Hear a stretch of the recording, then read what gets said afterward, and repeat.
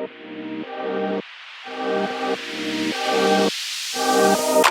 guys, welcome back to the Lovin Dubai Show podcast. It is a wet and windy day out there, so we spoke all about the crazy weather updates happening across the country.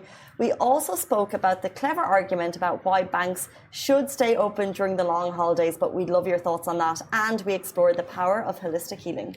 And so on a rainy day, if you are not subscribed to the Lovin Dubai Show podcast, subscribe wherever you get your podcasts from. And do not forget, as I always tell you, to enjoy the show.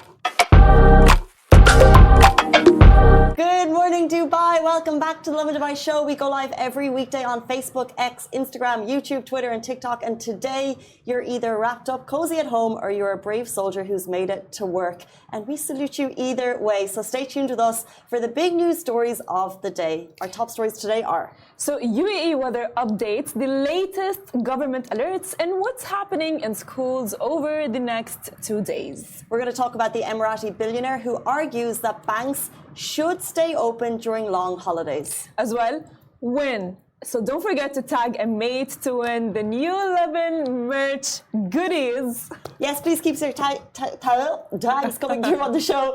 We're also going to talk about Dubai Metro passengers who no longer have to change stations. So big updates for Metro users. Well, for today, restaurants are concerned, of course. Now, aside from that, it is day 192 since the genocide began in Gaza. And according to the Palestinian Ministry of Health in the Gaza Strip, the death toll has risen to 33,797, while 76,465 have been injured and more than 1.9 million people have been displaced from their homes. The weather today, it is a blustery one. It is dark, dreary and stormy conditions worldwide. You could hear the rain in our studio, which is actually a first. It's a first for us. I don't know if you could hear that coming through the mics. The NCM has forecast heavy rain, hail and thunder, lightning across the country. So stay at home if you can. And so residents are concerned. They are. I am. Aren't you guys concerned? It is crazy raining. And of course, you guys can see I was getting to work, right? And I did not expect it to be... I didn't expect the rain to have filled up the roads, but it did fill up the roads, and it was not even normal at this point. I was like worried. I'm like, oh my God, am I going to be making it to work? Am I not going to be making it to work? Because I hate being late, and it's like, it gives me anxiety, it makes me stressed out. But yeah, road conditions show that most people have actually stayed at home today. There was announcements yesterday which we're going to run through from the government and the school. So the majority of people have stayed at home. Obviously, if you need to get to work, you needed to. But let's just jump into our top story. So remote working announced across the country. The UAE Media Office tweeted last night, based on the directives of the Council of Ministers, Tuesday will be remote work for all federal government employees, with the exception of jobs that require presence at the workplace, taking into account the weather condition that the country is going through. Along with that as well, the Emirates School Establishment announced that schools across the UAE will switch to remote learning on Tuesday and Wednesday, while private schools will be closed today and tomorrow due to extreme weather forecasts. I just cannot get over the sound of the rain that's coming through. So rain, thunder, lightning, as we said, has been forecast throughout Monday night and Tuesday, while unstable conditions are set to ease by Wednesday. The National Centre of Meteorology, NCM, and the Ministry of Interior have urged people to take precautions, follow safety measures, and stay away from areas of flooding and water accumulation. Aside from school, government employees have been urged to be working from home as well. You look cozy today. I am, because I chose the residents are concerned sweater. I get you like that one. They are. I really do. I really do. Because like when... Okay, fine. Let's be real. People make fun of it. Like, oh my God, residents are concerned. I mean, aren't you concerned right now? You know, if you would like look at the roads, and if you were in my shoes this morning, you would really know what I'm talking about. So Farah's behind this one, but we've basically launched some merch, which we're super excited. Lovin merch launched yesterday. We've got sunnies for when it is sunny, which will happen in Dubai, which we pretty like. Very cool. But loads of cool stuff. So depending, we've got. Are you thirsty? Are you thirsty in Dubai? I mean, are you concerned? I like the Are You Thirsty one. This is pretty cool. And you can get them all on the Lovin Merch website, but also we're giving them away. So if you want to win, all you need to do is tag a mate if you want them to have the cozy hoodie, which you can confirm is cozy. I did. And before starting the show, I was telling Casey, it's actually very cozy and it's very soft from the inside. It looks like a cozy one. I think, Yeah, it's beautiful. And I have the t-shirts, which you can actually connect to your city. So obviously we have Lovin Dubai, but we have a lot of cities. So if you're from, for example, Amman or Beirut or Cairo, you can get your Lovin Add Your City Here t-shirt made as well. But we thought today was a great way to launch and we're super excited. So if you want them, I want to see tags coming through. Massa is taking screenshots of your tags furiously behind closed doors. And basically just tag someone right now if you want them to get their hand on Lovin Merch, which will be a nice little bundle for you. So it'll have a hoodie and a couple of other things and we'll get them to you. So if you want them to win, please tag someone right now and we will announce the winner later on today. But let's jump into our next story. This has mixed reactions from you yesterday. We'd love to get your thoughts on it right now. Emirati Billionaire argues that banks should stay open during the long holidays. Khalif Al-Habtoor needs no introduction. He stated that Dubai is a city with billions in financial transactions and therefore banking should be classed as a vital sector and therefore should stay open on the long weekend holidays. Now, he posted his argument on X stating, I realize that official holidays are a right for all employees, whether they are in the public or private sector. But this does not necessarily mean that everyone should close their doors. There are vital sectors and places that cannot be closed even for 1 hour, let alone for 3 or 4 days. There are many examples for this, such as airports, hospitals, and even hotels, and of course, etc.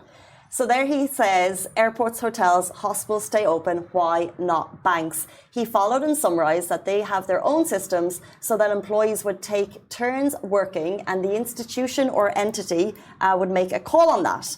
And that is what he said, and it's basically surprisingly, they would make a call to provide necessary services to customers around the clock, and he summarised, it's time to reconsider the issue of closing the doors or banks completely during official holidays. This surprised me by the vast mixed bag of reactions, because I saw it, and as a concerned customer, it would be helpful if they're open all the time. But I think a lot of people have empathy for the bank staff, which on reconsideration I should as well, that it's not great to have to work long holidays and therefore have consideration for the employees. Where do you sit on it? Honestly, I do see his point of view. However, I think to play it in a fair way, what would be very, I would say, convenient is that like people who are actually celebrating Eid should take it as off. People who are not maybe can go to work. You know what I mean? Because then that would be a fair play, because it wouldn't be fair if, let's say, someone who is celebrating Eid is away from family and doing the traditional things. I've thought about that before, but then where does that sit? So where do the people not celebrating Eid, when do they get their national holidays? And you need to have national holidays aligned with the whole country. So then, like if your husband or partner works in a different group, you need to be able to have the same holiday. So even if it's not your celebration, it still needs to be aligned with the rest of the country. Yeah. But can they, for example, if I am, let's say, a manager and I am not going to be giving the holiday for everyone because, the priority is for people who are celebrating the holiday, then maybe what they can do is for people who are not getting it as a holiday, they can, give them some extra leave days. You know what I mean? After the weekend is, after the holiday is done, right? They can have it as an extra, I don't know. It's a really interesting to bring up. So what you're saying is allow people celebrating Eid to have their holidays, and then everyone else works on those holidays to make up for it. I don't think that works out because it's not coming from someone who doesn't celebrate Eid, but I want to use national holidays like everyone else. Yeah. And then therefore when it comes to my national holidays and I'm working through it, therefore I need to take leave on those holidays. Yeah. And then my national holidays aren't the same as everyone else because you need to be aligned with the country. So therefore, there's a reason public holidays are as such. Yeah. And it allows everyone to have the same holiday. And therefore, working on public holidays isn't ideal, and therefore you only leave it to the vital sectors, such as hotels, airports. But what he is saying is that banks are vital sectors and we should see them as such. Regarding that, I'm not really quite sure if banks are very vital sectors. I'm not really quite sure. But if that's the case, then I don't agree with him. If that's the case. Because it's either like a 50-50 or it's nothing at all. You know what I mean? Because like that as well can be really, if it's a holiday for like everyone in the country, then why shouldn't people in the banks, get, what's the necessity that you would really need to go to the bank? You know but then if you look, so airports stay open, hotels stay open. So interesting. Mira HRK on Instagram agrees with you. She says, I don't agree to it. In Europe, you don't find people working on public holidays. And then someone else also agrees with you. You say, what about employees? You want them to work during holidays so you can keep an eye on your financial transactions. Someone else said disagree. However, on the agree side, Soso said not all customers are able to use digital banking. Some want to visit the banks in case of large transactions. Think about elderly customers and physical transactions, and also employees working throughout the day. I find it difficult to get to the bank. Yeah. So having it open maybe on a more convenient. I don't think they need to be open on long weekend holidays as well. I agree. Yeah. But I think banking hours could be relooked at, because I found the hours very difficult to navigate, because they're always open during working hours. I struggle to make bank errands to get them done. They just sit on the long finger for a long time but this is more of a regular banking hours operation versus a public holiday. I agree with you. I think the less people that would need to work on public holidays, the better. Yeah, I know. Actually, I think honestly, like if it's a public holiday, then I think we should all respect that. We should all like understand. You know what I mean? Because like not all sectors are the same. Hospital is something. It's an actual emergency. You know what I mean? It's a life. It's someone's health. So that is different than vital when you sector. need it's different than you wanting to go to the bank. The bank is like fine, you know what, you can just like wait a few days until the public holiday is done, which is probably like the longest one that we've had for 9 days. It's not going to be more than that. You can wait for 9 days. Or let's take into account that maybe there should be some flexibility. So how often has the country actually shut down for 5 to 9 days, depending on how long your holiday was? It's extremely rare, and probably banks should be able to take that into consideration and apply flexible working, because not to have banks open for 5 days, reality, like if you're like, obviously Khalifa Halaptour has a lot going through, so he has a lot of financial concerns. But even if you're moving in that week and you're like, okay, I'm going to move home during that week, I have a lot of things to set up. Not being able to access the bank for 5 days is quite concerning. If you move to the country, if you're moving homes, you need to get checks. There's so many reasons we rely on financial services. So potentially not opening throughout, but having the flexibility that if there's a long period that the banks would be shut, the banks would say, hey, light bulb moment, let's say open on the Wednesday, or let's have half days. And I know not ideal for the employees, but I think maybe it doesn't need to be a always on public holiday system, but a acknowledgement that 5 days is probably too long without banks, and having maybe a 1 day between that there would be working. They can have like a rota as well, which is implemented in a lot of companies. You know what I mean? Like it's like he said the same. Fine. Yeah. You know what I mean? Like it's either a rota or, which is not fair, what I said at the beginning, that people who are not celebrating the holiday, specifically if it's like a religious holiday. But let's jump to our next story, which is I'm very excited for the story. So you guys can win. Don't forget to tag a mate to win the new Lovin merch goodies. They were excited to talk about something very special. Lovin Dubai's brand new merchandise line from cool Lovin t-shirts to cozy. I mean, residents are concerned, hoodies and everything in between. But that is not all. We've thought of everything. So we've got from stylish sunglasses to protect your eyes from the desert to handy flasks to keep your drinks cool on those hot Dubai days. The merch line has something for everything, all designed to spread positivity and embrace the joy of everyday moments, which is the mantra, loving your life. Dubai's merchandise line is where happiness meets the style in your heart. So why wait? Head to the Lovin website now. You'll see the merch symbol at the top of the website and you'll be able to get your hands on your favorite pieces. However, what we wanted to do today on this cozy indoors day, we're going to give away a hoodie and a bundle of merch. So if you'd like them, please tag someone right now who deserves a gift. Maybe someone who's sitting cozy at home alone and you'd like to get them something. We'd like to give them a hoodie, get them their hands on their favorite merch, and we'll get that to them later today. No, we won't. We will announce it later today. It's raining. There will be no deliveries happening today at all. If you can, go to the grocery store. By the way, on this weather thing, to flip stories completely, so many WhatsApps were going around yesterday. Can we just talk about that for a second? Go ahead, let's do that. There were some WhatsApps concerning about the weather, and I probably got about 3 or 4 with questions, like, is this actually happening? With claims as to how bad the weather was going to be. And I think that when they come through, you always have to take it with a pinch of salt, because one of the ones that I saw, and it was like, you know, someone coming from an authoritative place, but not really part of the authorities. And these types of things can go viral. They can cause panic, and the government will always advise you to wait for official messaging. So if you've got those messages, I would wait for the official messaging. His Highness the Crown Prince later announced, you know, things will be closed. The KHDA announced schools, but we don't need to cause panic. And that causes panic. So I think the government will just be like, closed, done, don't worry about it. Stay safe, stay indoors if you can. But I think the messages that go viral tend to cause the panic. I agree with you, by the way. It's like the messages, and not only the messages, like the people do cause panic between each other, and then they tend to like freak out.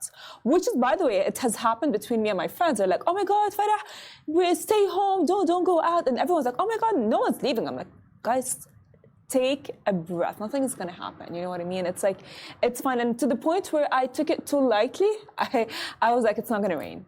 But it rained. But why do you think that is? Because I'm the very same. I grew up in a wet, rainy, stormy country. And for some reason this morning when I heard the rain in this building, I was like, oh my God, the rain. Like, what is that sense of panic and urgency when the rain comes that we all kind of tend to freak out? And there's no reason to really. The only reason we're advised to stay indoors, there's windy conditions today, but also because the roads can't handle the amount of rainwater and there's flooding. Therefore, if you have a lot of traffic on the roads, it causes accidents. There's no other reason for us to panic. Like, there's nothing else on safe. Because I think, you know what, Dubai residents or like UAE residents are not very used to the rain in general. We know, like, we love rain, and it rains every now and then, but we are not used to like roads getting flooded, you know, all the time.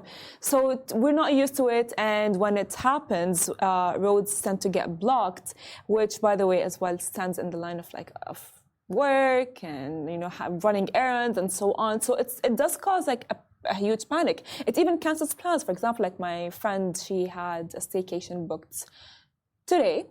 I don't think she's going to be going because, like, you know, it's like there is no way she's going. We were talking on like our group chat yesterday, and my other friend, she was like, oh yeah, by the way, you're not going to be going to that.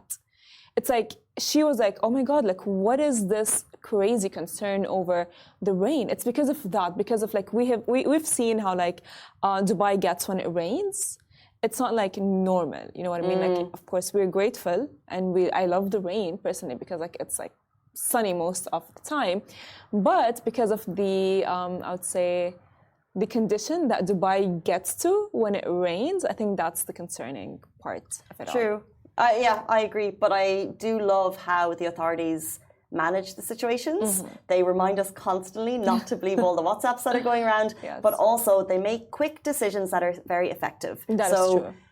Traffic has been majorly reduced on the roads because they made 2 announcements yesterday. School's not happening. Teachers, great news for you. And also government workers announced stay at home. Private sector makes the choice. And then it's basically like, if it's not vital, don't come to work. 100%. Be safe. And those effective decisions mean that we tend to stay safe, less accidents on the road. And yeah, just don't listen. Avoid those WhatsApps if you can. Yeah, 100%. And as well, by the way, it's not only like my mom, she believes every WhatsApp she gets. This is the thing. I don't understand. So do I. Yeah. Do we all?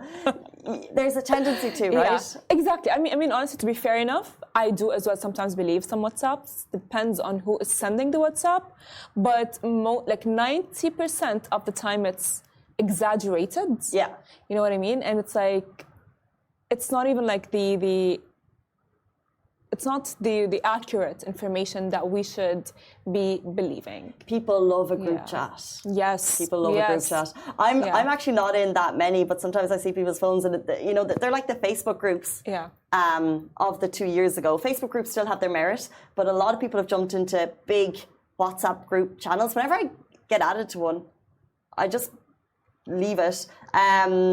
But if you're added to them, they tend to be where rumors go around, so just avoid them. Okay, jumping into our next story, we're talking about the metro and the big changes that are coming. So, Dubai Metro passengers no longer have to change stations. Now, this is great news for Dubai Metro commuters. Your journey is about to get a whole lot smoother with the recent upgrades on the Red Line. So you can now say goodbye to the confusion of switching metro stations, because now you can enjoy a seamless ride without the need for interchanges. Big news. Passengers no longer have to change trains at Jebel Ali station, thanks to the addition of 2 new direct routes. Traveling between Ibn Battuta and UAE exchange stations has never been easier. You simply hop on to the track 2 train running from Centrepoint to UAE exchange, and you'll reach your destination without any hassle.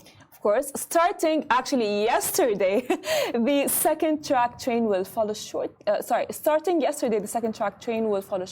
after the first arriving at the same platform. Now, this small change promises to save you valuable time and streamline your daily commute. Now, so you can get ready to experience a more efficient Dubai Metro journey. I mean, it's that simple. It's that exciting. Simple.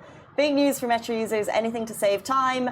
Today, by the way, if you are traveling to DXB airports, consider the weather and also do take the Metro, because there generally tends to be a bit of flooding down there. Traffic tends to build up. Give yourself 4 hours to get there and take the Metro if you can. It's 9:51. The rain is pummeling our building, which means it's time to introduce our next guest. We're going to be talking to certified holistic health coach, Jelena Petelinkar. She's going to be with us after this short break.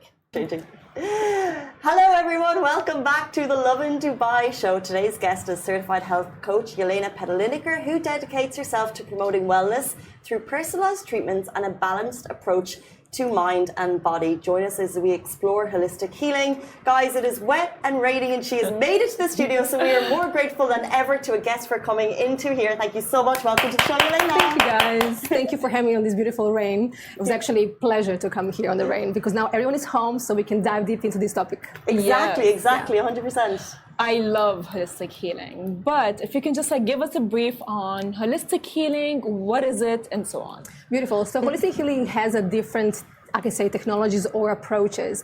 I would like to talk more about what is functional medicine in holistic healing. Functionality of our body, it works through pathways.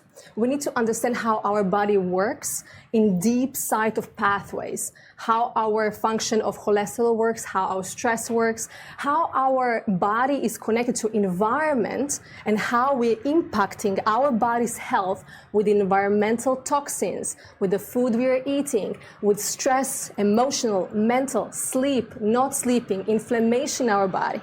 If we educate ourselves on a deep level how our body really functions, we're able to cure the root cause of disease. Meaning, functional medicine focuses on curing the root cause, not the symptoms. So we're not suppressing the symptoms with the medications, we're actually curing the root cause with certain environmental exposures, which is your food, your functional nutrition with what you're feeding your body, workouts you're doing to actually increase your oxytocin, your dopamine, your whole body is actually strengthening from within. So 3 components of holistic health is stress management, food you're eating, inflammation reduction, and understanding your body on a relationship with the environment, or we call it epigenetics. So if I know what am I doing with the nature, or am I going against my nature, I'm able to heal the root cause, not to suppress the symptom with medications. So interesting, and thank you. That is a very good overview. And we're coming at it from different angles, because Farah is a big supporter. I know nothing about it. So from my side, is this something that I can Google and learn and understand, or should I go to a certified health coach to help me heal? It's such a good question, because at the moment we're Googling our symptoms and we're getting diagnosed from Mr. Dr. Google. So I really want to first say to people, please go to certified functional medicine practitioner or a functional nutritionist to actually test it. We have functional medicine tests at the moment, their future. What are we doing? We are preventing a disease. We're not waiting anymore to get to the disease so we can actually manage a disease. So healthcare is not healthcare. We are actually curing a disease when it happens. What I want for everyone to understand that we're able to find imbalances before we go into a disease of our body. So if we can test with the functional medicine testing, is that a stool test, our hormonal test. We can see how our hormones are interacting with each other. Understanding perimenopause, menopause, estrogen dominancy in men, low testosterone. We can test all these with urine test, with stool test, with a blood test. With the functional medicine, we're looking the ranges a little bit differently than a conventional medicine. We're looking before disease happened. Meaning, if I'm on the edge of B12, which is like a 500, that means I'm actually in good position. But conventional medicine says it's 200. So we are looking a little bit differently the functional medicine ranges in the blood test. We are looking imbalances before disease happen. So if you want to know more about educating yourself on a functional medicine view, please go to a health practitioner who is certified in that specific area, so can explain you everything. So my mother all the time tells me that, Farah, back in our day, we didn't have all of the diseases that you guys have. And I go like, yes, mom, that's true, because you don't live the life that our generation lives right now, which is a lot of stress. You know what I mean? Like at my age, my mom did not have the, you know, responsibility that I do right now. And she just goes like, what, Farah, that's different. I'm like, yeah, even the food that you were eating was organic and it was different. 100%. So how would you say that the understanding of stress, you know, like the fact that, you know, like the older generation do not really understand quite well how stress really relates to a lot of diseases. So what would you suggest is like a technique that a person in my generation, or as well, like not only in my generation, anyone who lives in this time and era can manage stress in order to avoid and heal? Beautiful question. And I will as well understand your mom, because in those times, our food was not full of pesticides, herbicides, toxins, and emulsifiers, emulgators, and colors. So as well, we need to understand that we're living in the era of modern world where everything is quick, everything is on the doorstep, and you don't know what is in your food as well, which causes inflammation. Later on, we can talk about that. But what can we do as a quick tip, you can say, to reduce stress? Firstly, you need to understand yourself. If I don't have a relationship with my body, I will be in my mind. Meaning, if anxiety comes to my body, because anxiety comes to the nervous system, your neural pathways are working on the nervous system pathway. If I'm eating sugar, if I increase my insulin, I spike my brain function really fast and I don't spend it in the workout, I'm in my head. I need to move the energy. So if I'm looking at the mental clarity, number one is food. You need to start your day with a protein and good fats. Why? Your brain is made from good fats, omega-3s, and amino acids. If I take sugar in the morning, croissant and coffee, I spike my adrenals, I spike my insulin levels, and I get so hyper and I feel I'm on top of the world. After 2 hours, you're hungry, you want more sugar. So we're in a spiral of glucose consistently going up and down, and we're stressing ourselves in our brain thinking, what is wrong with me? It's actually the food impacting every single pathway in your brain, in your stress levels, in your nervous system, how you interact with other people as well, in relationship to others, your partners, your mother and father. So food is number one. Second thing is, how are you talking to yourself? I have clients coming to me, is actually, when I put them in front of the mirror, they criticize their body. They constantly shame their bodies. They're constantly talking badly about their organs, about my body's failing me. My body is overweight and is gaining weight. I can't lose weight. And they're constantly bashing their bodies. So I want to really take you into that consideration. Hey, how am I thinking about my body? Catch every thought captive and question it. Where is it coming from? Is it from my mother, from my father, from my childhood, from my childhood trauma? Because if you don't catch your thought captive, they will create emotion inside of you. And if you don't know how to express the emotion, is that through the workout? Is that through maybe just jumping up and down? Is that maybe trampoline jumping? Or going for a walk, workout, yoga, Pilates, whatever feels right for you. But you need to know how to express the emotion through the body so it doesn't go into your mind. Mm-hmm. And it's creating that anxiety and you don't know how to deal with it. And on the end, we can go into not sleeping and having struggle to sleep, and we can talk about it as well. So from what you're saying, I didn't know that it was holistic healing, but I agree with the approach of how you can maybe deter diseases by living a certain lifestyle. Yes. Do you also say that holistic healing can manage actual diseases when you have them? Let's say cancer. Can that happen? That's a very good question. So I would look at this like this. Conventional medicine is very good for treating the acute chronic emergencies. Like if I get bitten by a snake, I'm not going to go to say to holistic, can we just slowly go through a herbal healing? No, you need to go to take the venom out. So I say it like if you have a rock in your shoe, you can take a painkiller to say, oh, I'm going to soothe my pain, or you're going to take that rock out. Two differences. When I have acute emergency, you need to go to the hospital.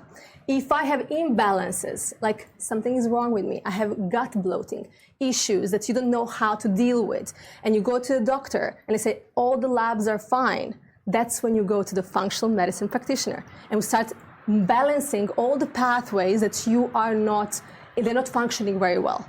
So I would say if you have a disease like a cancer, there is a stages of cancer. So if it's a stage where you need conventional medicine, I highly encourage you to go and do that.